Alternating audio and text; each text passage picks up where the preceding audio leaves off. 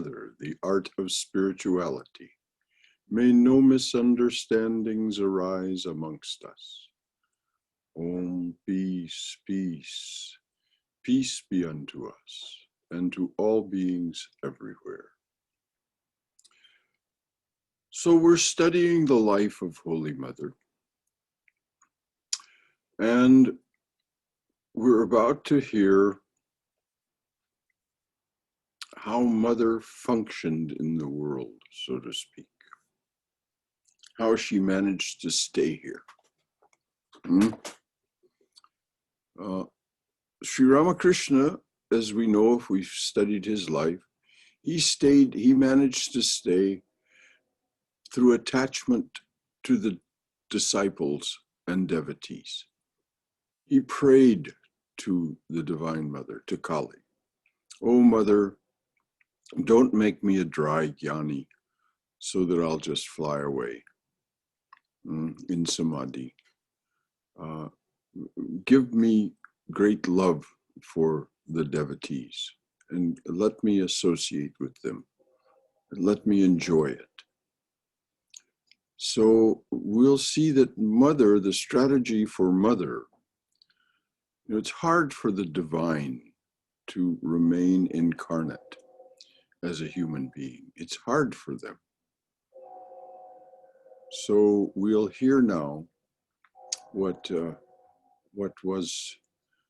how it came to be that Mother stayed incarnate for as long as she did. Until 1920. It's so amazing. Maya makes it possible to function in this world. When the mind is free from Maya, free from attachment to the world, it merges into samadhi. This happened to Holy Mother. After the Master passed away in 1886, she lost her attachment to the world and felt no reason to remain. She regained some peace of mind during her pilgrimage and by practicing Panchatapa, see chapter 12. She then followed the Master's advice to stay in Kamarpukur and practice austerities there. Afterwards, she stayed with her mother and brothers' families in Jairambati. Over the years, she traveled back and forth between Jairambati and Calcutta and initiated many people. From 1887 to 1899, her mind remained detached. She said, "At that time, I did not care for anything in this world. My mind was full of renunciation and was soaring high. I did not feel any point in living longer. So I was praying to depart from this world." Now imagine, at this time, I did not care for anything in this world. My mind was full of renunciation and was soaring high. I did not feel any point in living longer. So I was praying to depart from this world. During this period, the Mother had very little body consciousness and was in an ecstatic mood most of the time. Golapma and Yoginma would make her sit when the devotees came to pay their respects to her. Remember, these were her gopi companions. These were companions that had been gopis during the Rasa Lila of Krishna and Radha. This is what the Master said. So they were her companions and they looked after her. Golapma and Yoganma would make her sit when the devotees came to pay their respects. She was indifferent to the household activities around her. She was indifferent to the household activities, and her mind was detached. And her mind was focused on her real nature. The master appeared before her on many occasions and told her, "You stay. You have many things to do. I have helped only a few people. You will have to help many more. They will come to you." I'm going to repeat that. Mother was indifferent to household activities, and her mind was focused on her real nature. The master appeared before her on many occasions and told her, "You stay. You have many things to do. I have helped only a few people. You will have to help many more. They will come to you."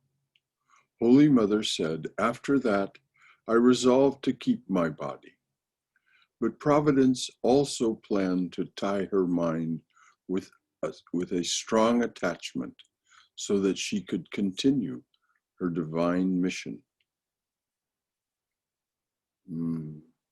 I resolved to keep my body, but Providence also planned to tie her mind with a strong attachment so that she could continue her divine mission. And now we come to the subhead, the subchapter, Mother Embraces Her Own Maya. Holy Mother was very fond of her youngest brother, Abhoy. For some time, he lived with M's family and went to school in Calcutta. After graduating from school, he entered Campbell Medical School, now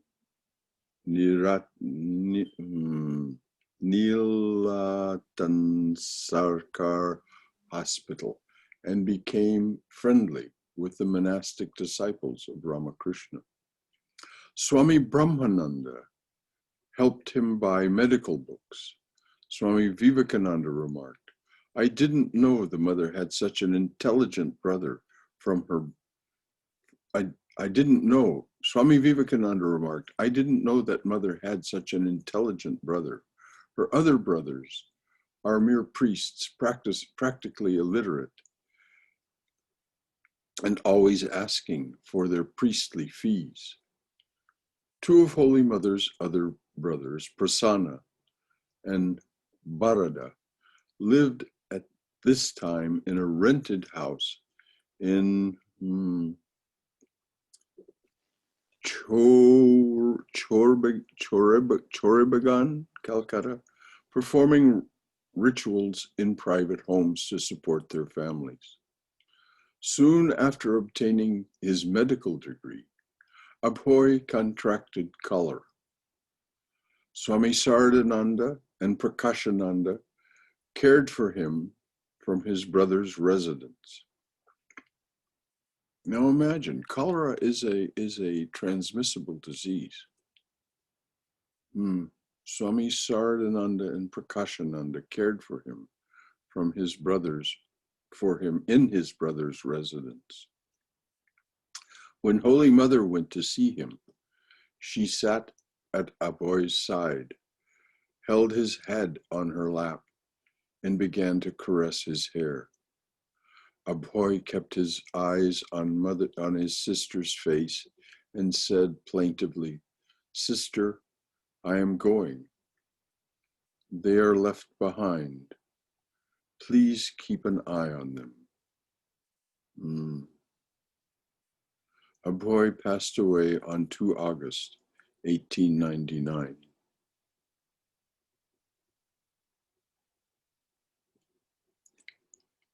Abhoy's wife, Surabala, was pregnant at the time and living in her father's house.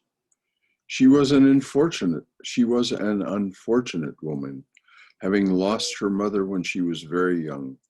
Now she lost her husband, and shortly after, she lost her grandmother and aunt who had raised her. Her mind broke under the strain of so much grief. In October 1899, Holy Mother left Calcutta for Jairambati and brought Surabala to stay with her.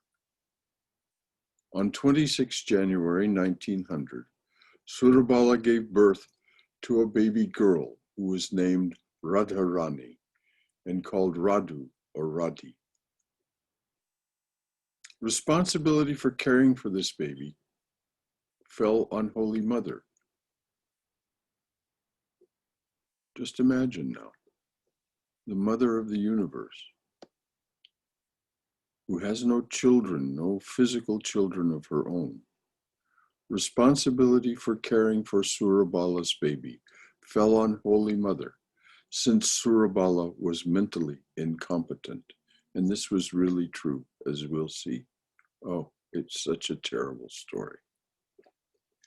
In February 1900, Swami Achalananda and a woman devotee named Kusum came from Varanasi to visit Holy Mother.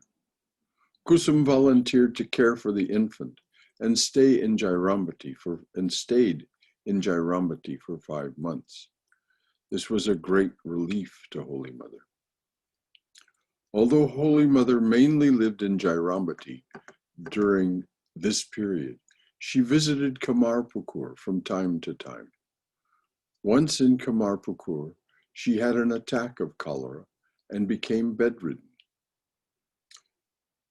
Her maid, Sagarma, cared for her devotedly. Pleased with her loving service, Holy Mother blessed her, saying, "You will never suffer from lack of food or clothing." The news of her cholera was sent to Bellarmat and Jairambati. When the mother was a little better, her brother Kalikumar took her to Jairambati by bullock cart. Within 3 or 4 days, Swami Trigunatitananda and another monk from Bellarmat arrived at Jairambati, hoping to take her to Calcutta. But the mother would not go, as she had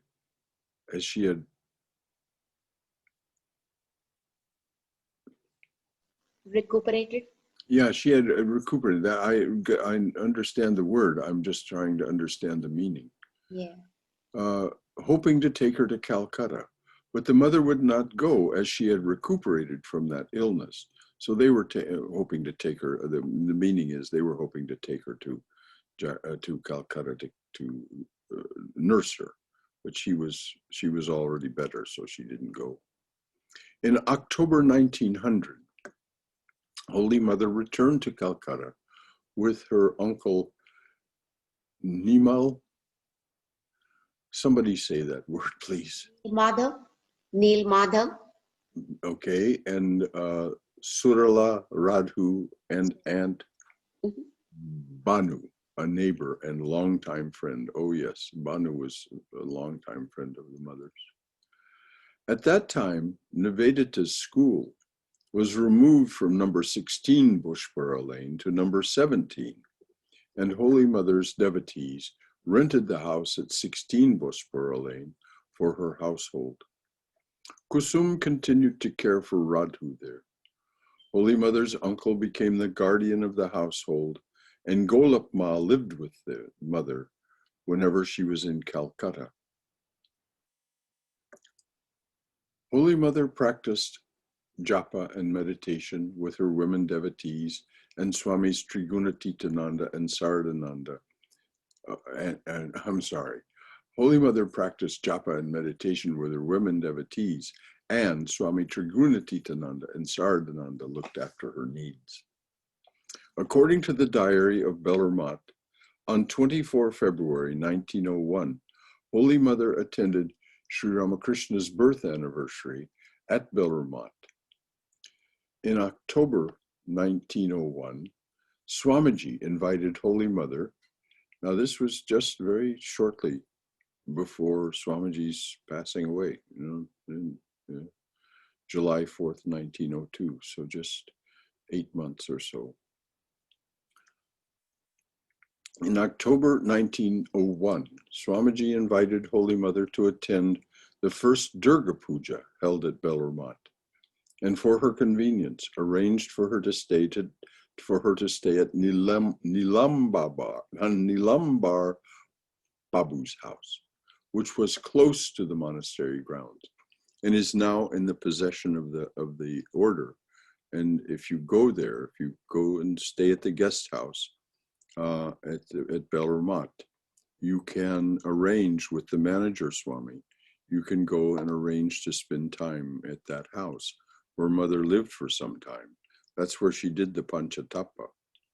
And it's really a remarkable experience. I had that experience in 1999. We spent a day there, and it was uplifting. The mother and her companions attended the worship festival from 18 to 22 October 1901. So 18, 19, 20, 21, 22, 5 days. One day, Holy Mother said to Surabala, "Look, one should always do something. Work keeps the body strong and the mind pure." She said to Aunt Banu, "You remember previously, when I was in Jairambati, I was engaged in household work day and night." Holy Mother took Surabala's hand and said, "Look, Golap is busy all the time. One can cut the bond of attachment by performing action, and then comes non-attachment. One should not live without performing action, even for a moment." So, since we're also, in a sense, mentally ill, that is to say, I include myself in this statement, since all of us are still living with the bonds of ignorance, this is instruction for us. So she said to Surabala, she took Surabala's hand, Mother took Surabala's hand and said, "Look, Golap is busy all the time. One can cut the bond of attachment by performing action, and then comes non-attachment. One should not live without performing action, even for a moment." So what Holy Mother's doing here is summarizing part of chapter 3 of the Gita in just these sentences. So Surabala began to do some housework. Thus, the mother's household ran smoothly for a year. Once late at night, Surabala went to the bathroom downstairs with a lamp in her hand and saw a thief break a window and enter the kitchen. She screamed and then fainted as the thief ran away. So I'll start that again so we can follow the thread of the story. Once late at night, Surabala went to the bathroom downstairs with a lamp in her hand and saw a thief break a window and enter the kitchen. She screamed and then fainted, and the thief ran away. Members of the household rushed to the kitchen and revived Surabala, but this incident made her mental condition worse. Holy Mother decided to return to Jairambati with Surabala and Radhu. Yogin Ma then suggested that Radhu and her mother should be sent to Jairambati, and a nurse should be engaged to look after Radhu. The Calcutta devotees would bear their expense, but Holy Mother should stay in Calcutta. Holy Mother listened to Yogin Ma's suggestion, but did not respond. She had had a vision of Radhu in Jairambati being treated carelessly by her insane mother and saw that the baby's life was in danger. She later described her vision. "When I was performing my morning worship in Calcutta, I saw various scenes in which Radhu was in horrible situations, as one sees the change of drop scenes in a theater.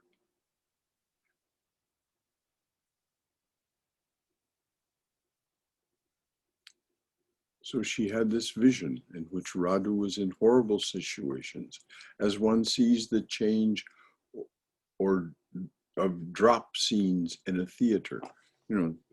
Things are dropped from above. New scenery appears. I saw Radhu's mother in a pitiful condition. She threw a little puffed rice to Radhu, who ate the rice, dirtied by the dust and straw in the courtyard. Surabala tied red and blue threads around her arms like a crazy woman. The other children of the family were eating puffed rice with sweets. Having these visions, one after another, I felt as if I were drowning, as if someone were forcibly holding me underwater.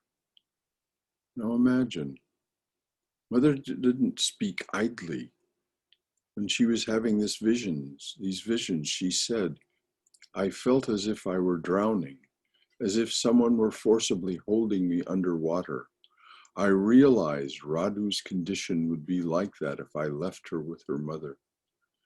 This vision so upset the mother that she left her asana and went to Yoganma and told her what she had seen and said it was not possible for her to stay in Calcutta without Radhu.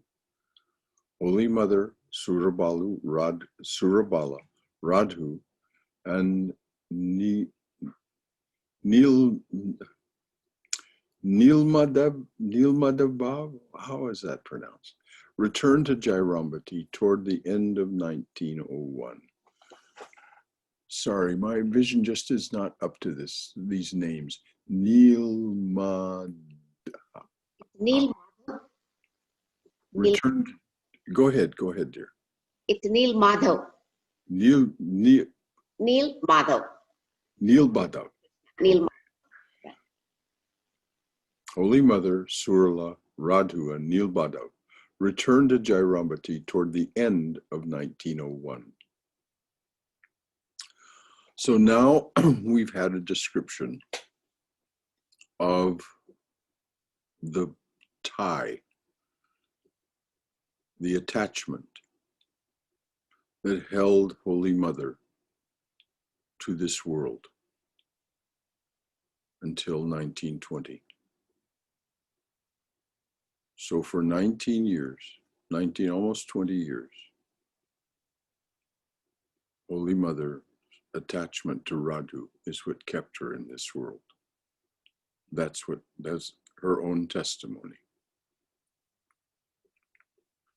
So how thankful we must be to Providence for having arranged this. This is how the Swami wrote of it. It was Providence, the Master in one of his forms, arranging to keep Holy Mother in the world.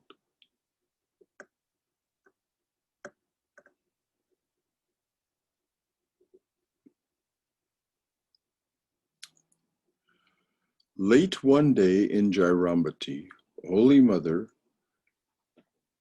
narrated the following vision that she had of Yogamaya to Kedar Datta. Later, so I'll start again. Later one day in Jairambati, Holy Mother narrated the following vision that she had of Yogamaya to Kedar Datta, later Swami Keshavananda. And here's the mother's narration. After the Master's passing away, I felt that my life was empty. I was praying to the Master, asking why I should keep my body. Suddenly, in a vision, I saw a girl of 10 or 12 years old, dressed in a red cloth, moving about in front of me. Immediately, the Master appeared, pointed to the girl, and said, "Take her as a support and live. Many spiritual seekers will come to you." The next moment, both he and the girl disappeared. Another time, I was seated on the same spot facing west, and I saw Surabala, who was then totally insane, dragging some cotton shawls and saris under her arms to the other side of the courtyard. Crawling behind her was Radhu, crying. As I watched this scene, I shuddered, and my heart was pierced with agonizing pain. I ran to Radhu and held her in my arms. I thought, ah, who will look after the poor thing if I do not? Her father is dead and her mother insane. Immediately the master appeared and said, "This is the girl you saw before. Take her as a support. She is Yogamaya."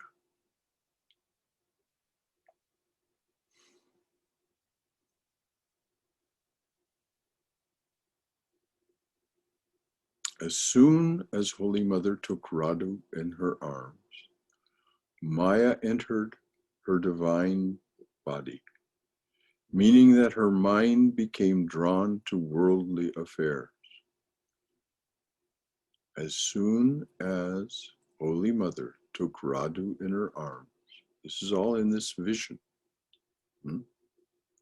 As soon as Holy Mother took Radhu in her arms, Maya entered her divine body, meaning that her mind became drawn to worldly affairs. She told a monk, "There was no Maya in my body before Radhu's birth. The very moment I took Radhu in my arms, Maya entered me." Holy Mother's life became inextricably entwined with Radhu's. They were almost inseparable. The mother fed her little niece, dressed her, entertained her, and put her to bed. To outsiders, she appeared to be inordinately attached to Radhu. One day, Swami Vireshwarananda, a disciple, said to her, "Mother, why are you so obsessed with Radhu? Day and night you talk of nothing but Radhu. You seem to be terribly entangled in this world. Many devotees come to you, and you pay no heed to them. Is such attachment good for you?" Holy Mother had heard similar complaints before, and always said with her usual humility, "We are women, and follow my womanly nature, and I follow my womanly nature." But this time she replied in a rather animated voice, "Where will you find another like me? Try and see. Let me tell you something. Those who constantly contemplate the supreme reality develop a subtle and pure mind. Whatever object such a mind takes hold of, it clings with tenacity. People regard this as attachment. When lightning strikes a building, the flash is seen in the glass panes and not in the wooden shutters. In other words, that which is reflecting the reality, not that you see the lightning flash in that which is reflecting the reality, not in the wooden shutters which do not reflect it. So I'm going to read that over.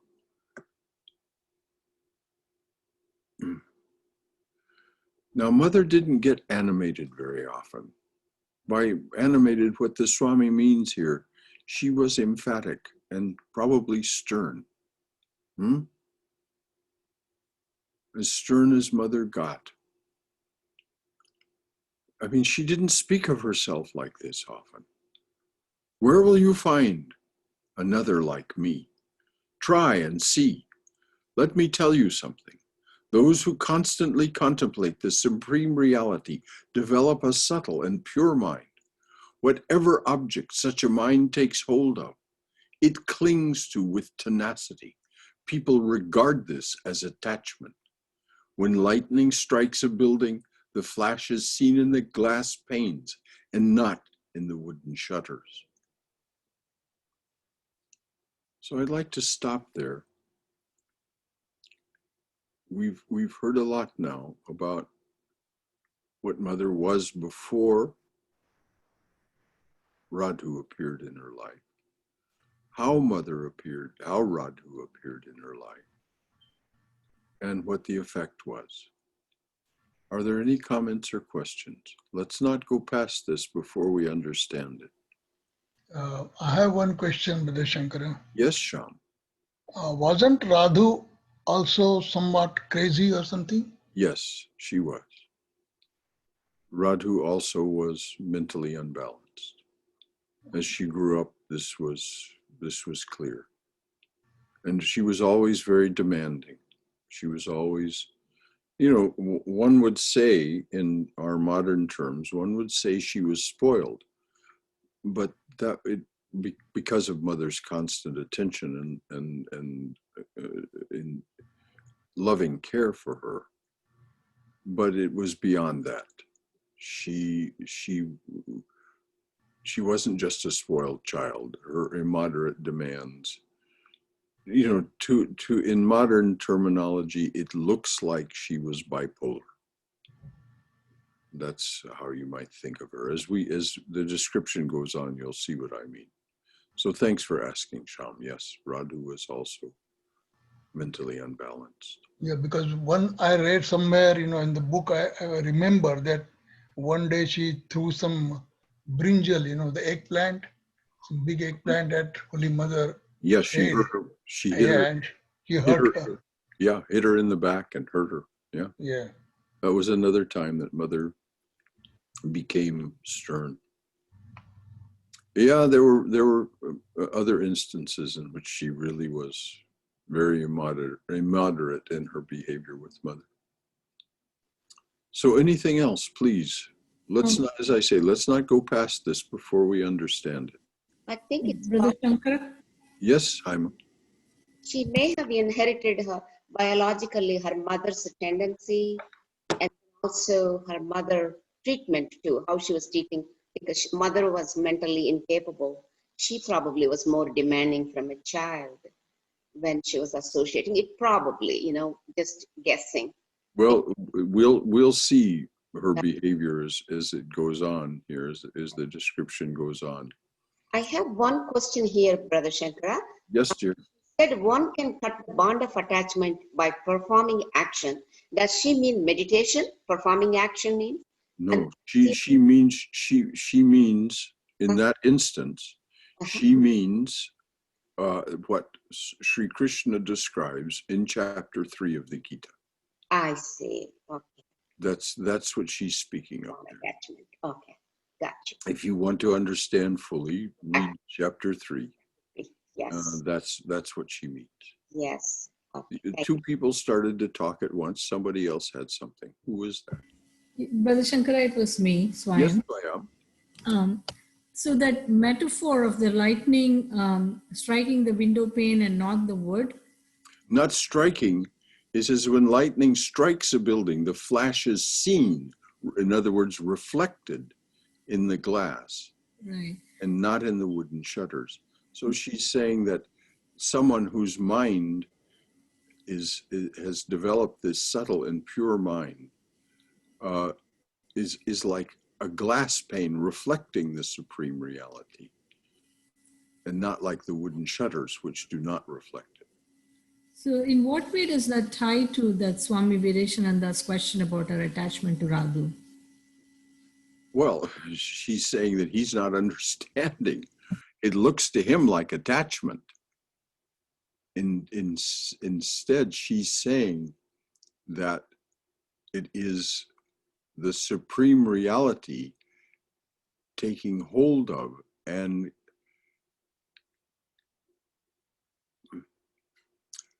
clings to something with tenacity, but there's a reason behind it. It isn't just attachment. Our attachment is reasonless. We may have rationales for it, but really it's just a matter of habit. With Holy Mother, this was not a matter of habit. This was a way of being in the world, so that she and Radhu became a unit, as it were, became something apart from. So it looked to ordinary people, or even to extraordinary people like Vireshwarananda, like ordinary attachment. But listen to what she says. Someone who I'll read the exact words. those who constantly, note the word constantly, those who constantly contemplate the supreme reality develop a subtle and pure mind. And she was saying in this stern way to Vireshwarananda, you do not understand. You have not yet understood this subtle and pure mind. Whatever object, the universe is full of objects. Whatever object such a mind takes hold of, it clings to with tenacity. People regard this as attachment. And she's saying it's not attachment. When lightning strikes a building, the flash is seen in the glass panes and not in the wooden shutters. The reflection is seen in that which is pure and clear, like that subtle mind, the reflection of the supreme reality. And so she's telling him, without insulting him, she's telling him he simply does not understand the nature of what appears to him to be ordinary attachment. And we don't understand it either, dear. I can talk of it, but I don't really understand what this means. You have to constantly contemplate the supreme reality and develop that subtle and pure mind, which is a mind. This is the mind of one who has gone to Savikalpa Samadhi and then beyond. Savikalpa is a way of being uninterruptedly for that period that you're in that state with the divine presence. And it transforms you, but it's not the same as being constantly in the presence of the supreme reality, because it comes and then it goes. Only those who've had nirvikalpa and then return are constantly in the presence of the supreme reality. And so Mother's seeming attachment to Radha, she's saying, you simply don't understand. And we don't either. We need to understand it's a reality for her, that this is not simply ordinary attachment. This much we need to understand. That's why I wanted to pause here and make this point clear. Anything else? This is good. That was very good questions, Swami. Brother Shankara, it seems to me, Mother felt like it's a compassionate duty for her little niece. Because see, this is talking in ordinary terms, Haima. yeah. Of course there was compassion. Of course, this is our way of talking about it in ordinary terms. Okay. She's saying it's beyond that. Yeah, divine terms. Okay, I got you. Swami Vivekananda speaks of it. He speaks of it in his Song of the Sannyasin, developing this tendency to cling to your renunciation with this tenacity.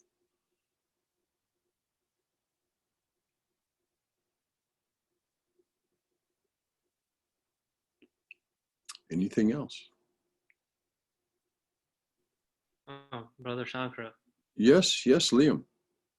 Yeah, so I just wanted to say that this, and like I said, I'm not interpreting this and suggesting that I understand what was going on here, but I just want to say it reminds me of this kind of notion that I hear of like, how the sun, it just shines on the earth towards on everyone and everything, right? Like it doesn't necessarily like, oh, this person, they give a lot of money to good charities, so I'm going to shine on them, or this person killed a bunch of people. It just shines, regardless. Like they're, I mean,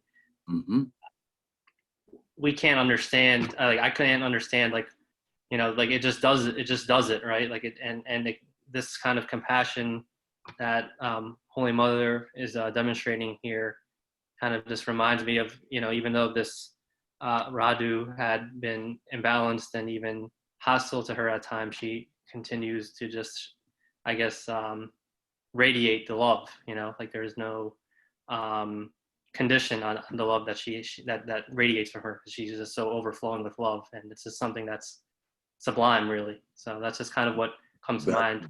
That's a very good articulation of it. Yes, expression of it. But what Mother is saying is that there's something even beyond that. When she says, such a mind takes hold of it, clings to it with tenacity, it looks to us like ordinary attachment. She says people regard this as attachment. But this is where I like your symbolism of the sun. The sun is not attached to what it does. As you say, it simply does it. And so you're right, and this is natural what's happening. This is a natural consequence of who Mother is. So, you know, she was being stern with Vireshwarananda, saying, you simply don't understand. Anyone else?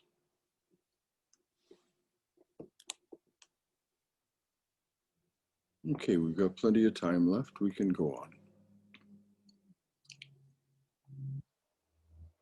But this metaphor, this poetic metaphor about the lightning, when lightning strikes a building.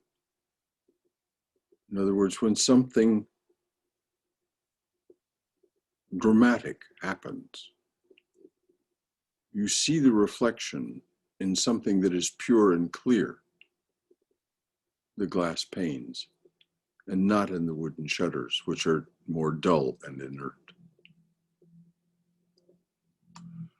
On another occasion, she remarked, this constant doting of mind on Radu is a form of attachment, but I can sever.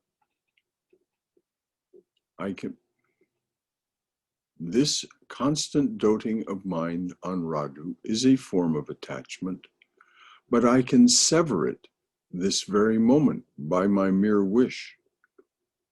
I do not do so only out of compassion. How can Maya bind me? So this is what Haima was gesturing to, but it's not compassion in our ordinary sense.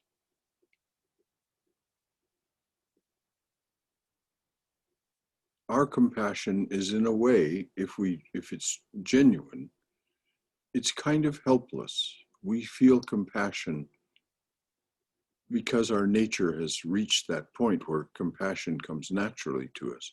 Mother says, I can sever this at any moment by my mere wish.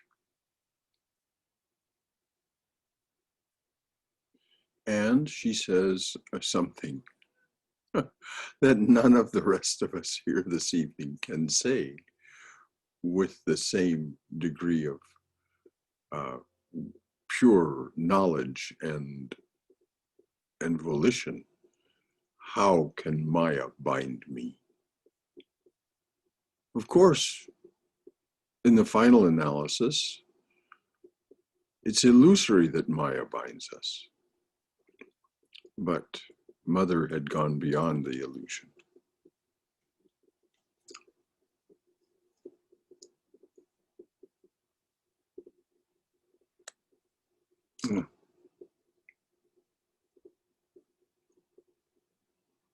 I swear this thing will go backwards and it just drives me berserk. Holy Mother's visions concerning Radhu gave her reason to live and allowed her to resume her active life. As we were told, she was withdrawing from the world and praying to to leave. She saw no reason to stay. Holy Mother's visions concerning Radu gave her a reason to live and allowed her to resume her active life. And now the subhead, Life in Jairambati and Calcutta. Holy Mother made Jairambati her country residence from 1897 until she passed away in 1920. Although it was a remote place, hard to reach, ravaged by malaria, completely lacking city comforts, with no markets nearby, still many devotees from far and near visited her there. It's still quite a drive from Bellarmine or from Calcutta. It's still quite a drive out to Jairambati, even though there are now roads, so on.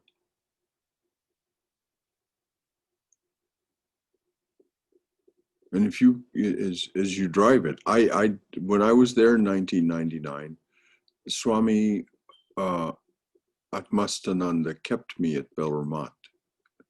The rest of the boys that I was traveling with, young men that I was traveling with, he sent on to Jairambati and Kamarpukur.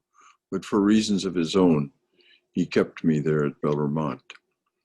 But I was told by the fellows who did make the drive, they went with in a taxi with a driver sent by Bellarmine. They said it was very difficult for them to conceive of Mother walking all that distance as she did when she was young. She didn't, her first visits back and forth between Dakshineshwar and Jairambati were made on foot. She didn't have a palanquin or a bullock cart. Later, of course, she did.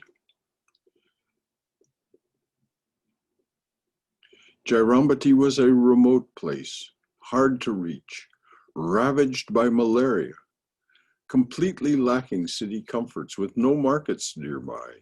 Still, many devotees from far and near visited her there. This gave the villagers an opportunity to supplement their meager income by selling fruits, vegetables, fish, milk, and other articles to the devotees.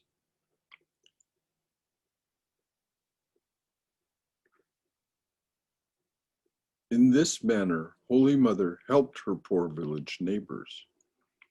She often felt suffocated by her restricted life in Calcutta. She said she felt like a caged bird there. So she would go to Jairambati to relax. There she could happily move about freely among the simple villagers whom she had known from her childhood and who loved her.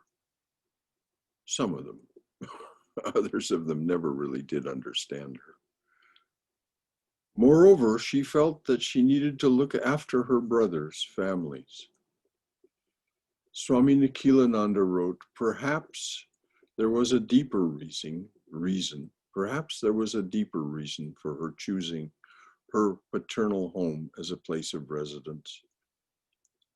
She thus taught the world how one could be burdened day and night with worldly responsibilities and at the same time lead a saintly life. Here she demonstrated that even the most humdrum duties of the world can be performed as spiritual acts. And of course, again, I'll refer us to chapter 3 of the Gita.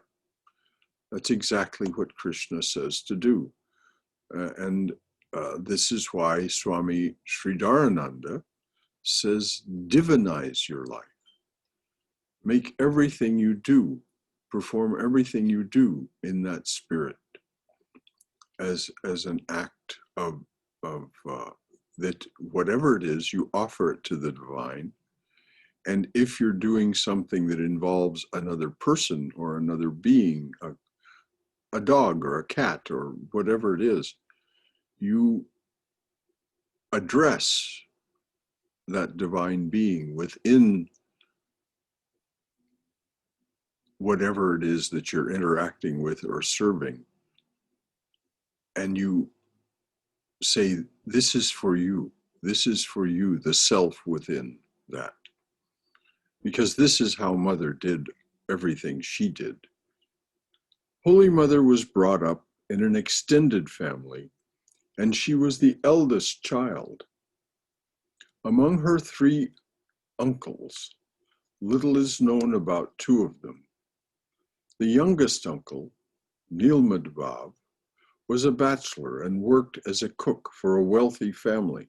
These were Brahmins. They were all Brahmins. So he was a bachelor and worked as a cook for a wealthy family in Parikpara, Calcutta. After his retirement, he settled in Jairambati. Since no other relative came forward to look after him in his old age, Holy Mother took responsibility for him and personally served him.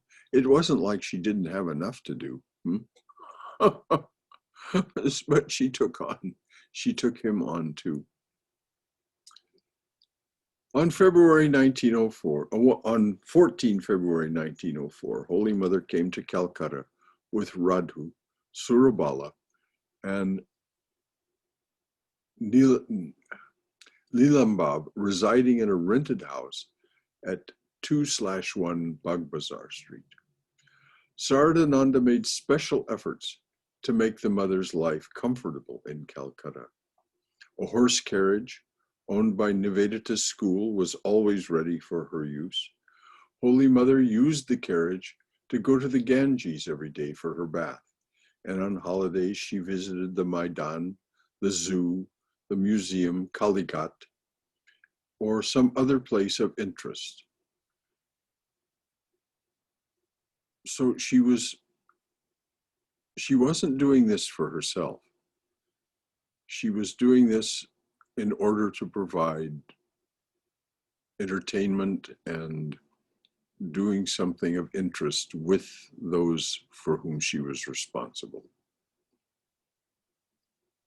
The main purpose of these outings was to make her walk, as she had a slight limp due to rheumatism, which she had developed in Dakshineshwar, sleeping on that cold stone floor when she was still very young.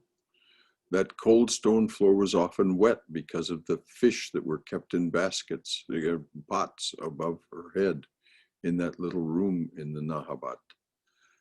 So it would splash water on the floor, so the floor became even colder. It was damp, and so she developed rheumatism in her legs, in her knees. At the time of the chariot festival of Lord Jagannath, Holy Mother went to the, oh my goodness, some ashrama of Devan Majmadar, a devotee of the Master, and enjoyed hearing the ashrama children sing Om Janmashtami. Hearing them sing on Janmashtami, Krishna's birthday. She went with Lakshmi, Golapma, Nalini, and Radhu to Kankurgachi, Yogavan, what is that? Yogodhyan, where Ramakrishna's relics had been installed.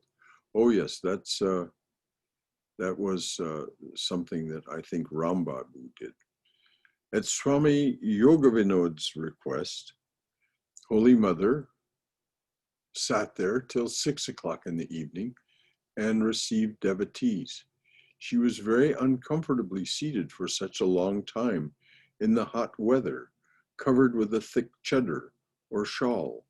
After returning to her residence, she mentioned this to Golapma, who generally guarded her under certain circumstances. The saintly woman Golapma lived in one of the rooms at Nivedita's school. She was then very old and ill, and Vedanta and a disciple named Kusum looked after her. As Golapma considered Ramakrishna to be her son, Holy Mother respected her like a mother-in-law. Sometimes she visited this remarkable old woman. The mother also sent her food from her kitchen.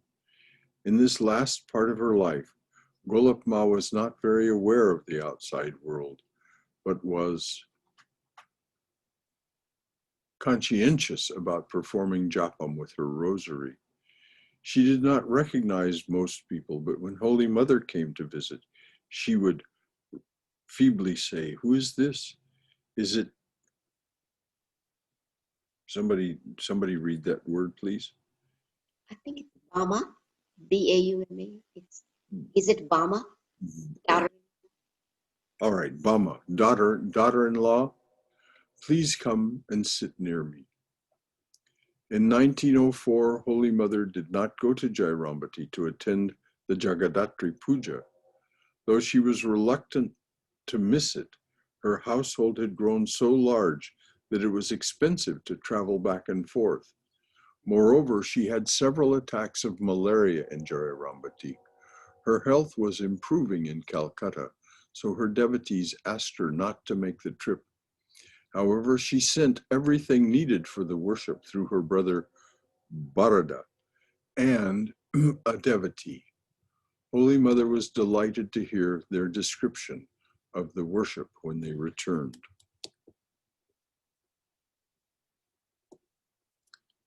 So, before we start the pilgrimage to Puri, the next section, it's 8:58 or 8:59. Any other comments or questions about Mother's life, anything about what we've read? Anything to comment or question? Please do. This is how we do this together.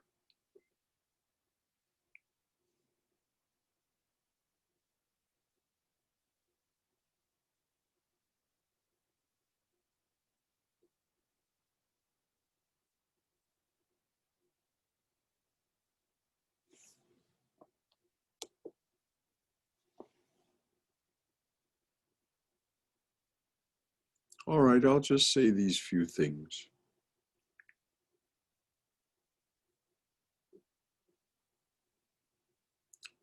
Sri Ramakrishna said in other contexts, you'll find this in the Great Master or the Divine Play.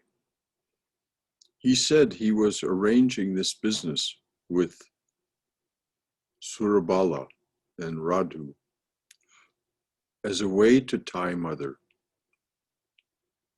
as to create an attachment that she would be reluctant to break.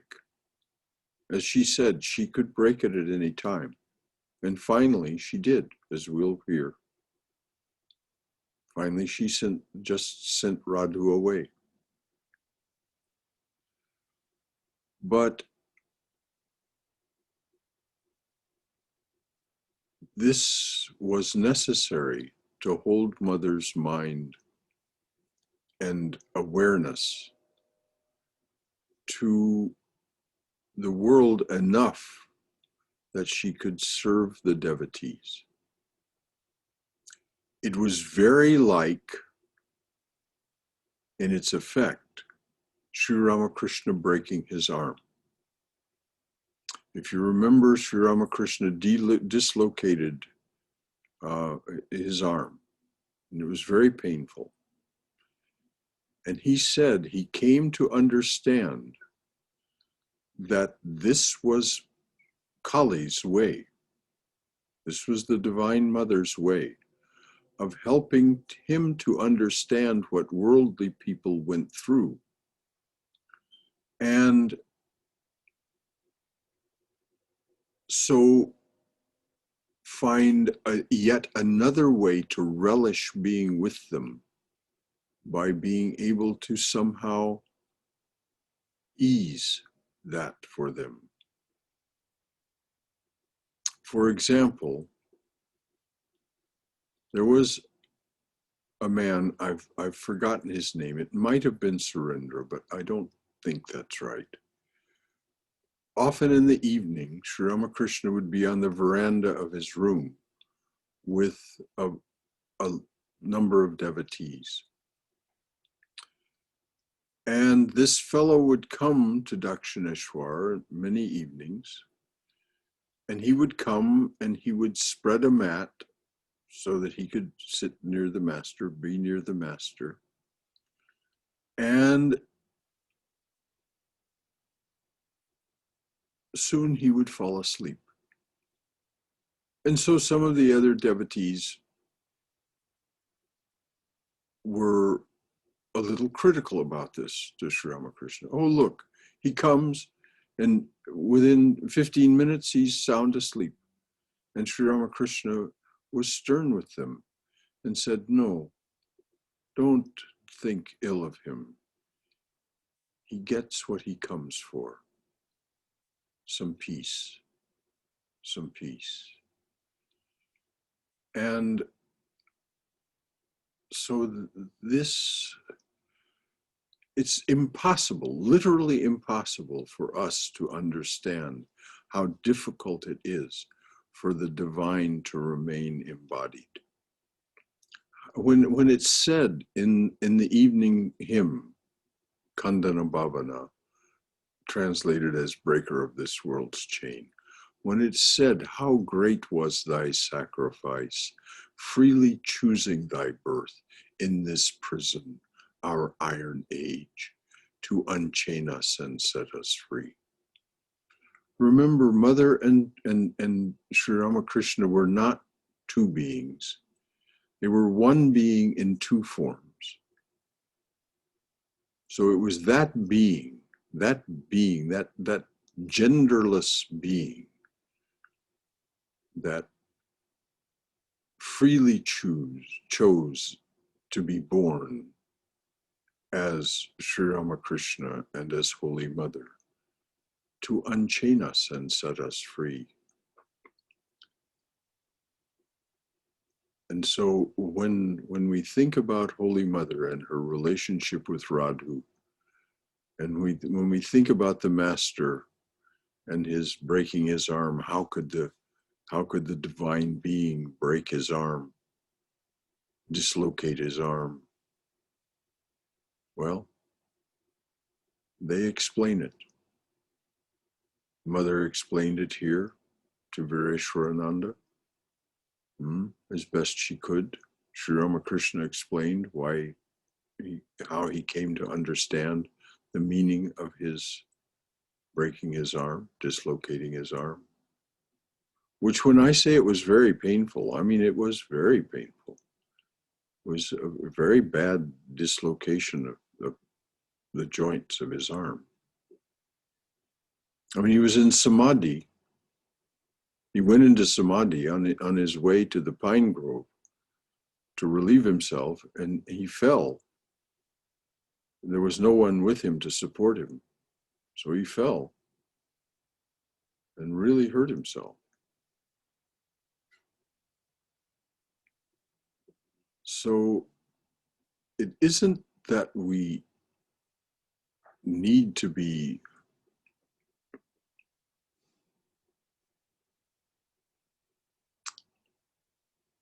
grateful in the ordinary sense to this divine being who appeared in two forms. But we just need to have this profound appreciation that they came out of a kind of compassion that is beyond our understanding. We find its articulation when we read that book, Love Poems from God, and these various saints try their best to tell us what they discover when they have experienced these high levels of samadhi. And one of them is this extraordinary compassion. Well, this is what Holy Mother and Sri Ramakrishna were. They were compassion itself in its in its highest sense. So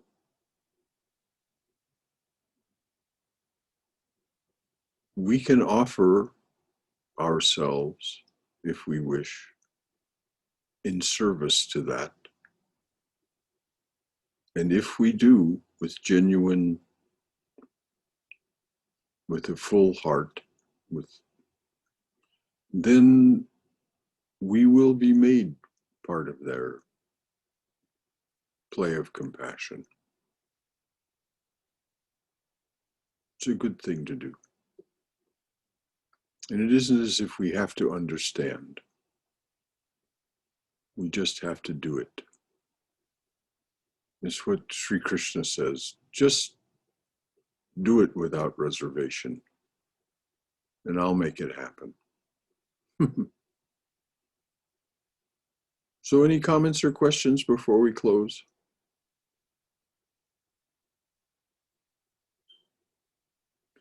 All right. Next Tuesday, we'll take up Pilgrimage to Puri, which is a remarkable story. A lot of things happened. Tomorrow night, for those of you who've been following along, you may remember, otherwise this will be news to you. We've finished our study of the Gita for the time being. We'll take it up again. But for the next thing we're going to take up is Swami Vivekananda's Jnana Yoga. The reason for that is that Swami Vivekananda explains Maya, explains manifestation, probably as well as anyone has ever explained it. It's primarily, Jnana Yoga is primarily the lectures that he gave in London in 1895, the fall of 1895, fall and early winter. And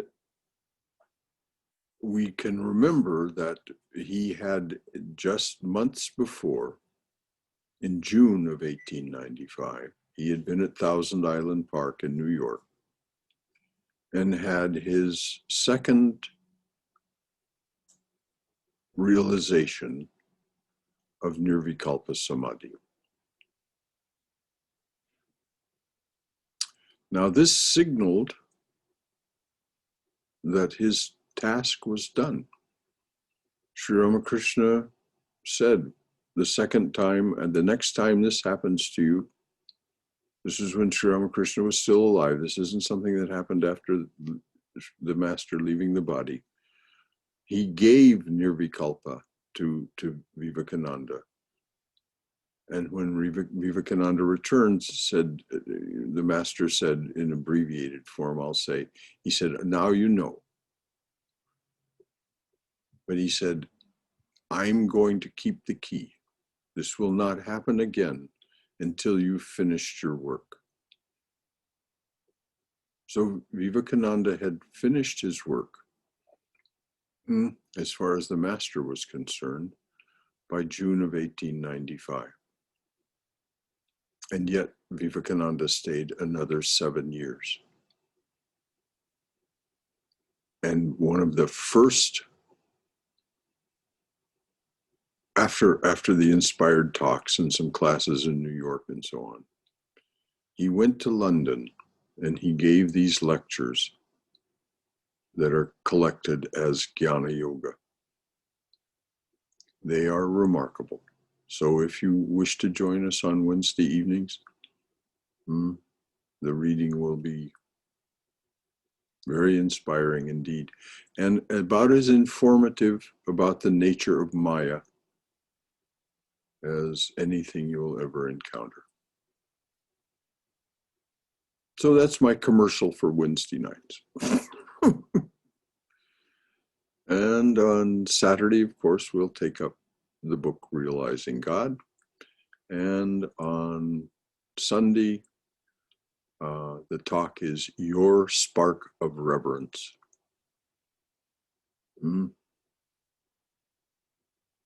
But it's in a karma yoga sense. not a bhakti yoga sense. What is it that underlies our ability to offer ourselves as Sri Krishna asks us to do in chapter 3? So anything else from anyone before we close? Okay.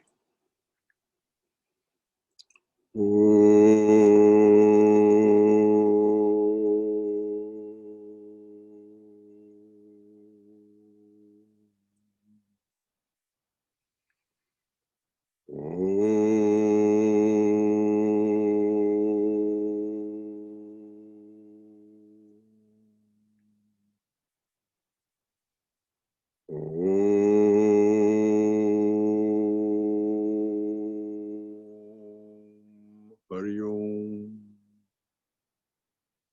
How great was thy sacrifice, freely choosing thy birth in this prison, our iron age, to unchain us and set us free.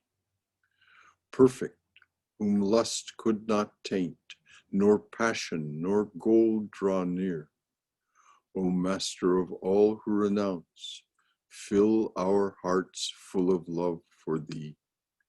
Thou hast finished with fear and with doubt, standing firm in the vision of God, refuge to all who have cast fame, fortune, and friends away. Without question thou shelterest us, and the world's great sea in its wrath seems shrunk to the puddle that fills a hoofprint in the clay. Speech cannot hold thee nor mind, yet without thee we think not nor speak. Love, who art partial to none, we are equal before thy sight. Taker away of our pain, we salute thee, though we are blind. Come to the heart's dark cave and illumine, thou light of the light. Om Shanti, Shanti, Shanti. Peace, peace, peace be unto us and to all beings everywhere. Hari Om Tat Sat. So, Thank you, Brother Shankara. Good night. putting you in the mother's sweet and loving embrace, Jai Shri Guru Maharaj Ki Jai, Durga, Durga, Durga. May you be safe, may you be healthy, may you be cheerful. Until we meet again. Thank you, Brother Shankara. And Thank you, Brother Thank you. Shankar. Good night. Good night. Good night, everyone. good night, everyone. Thank you. Thank you. Good night.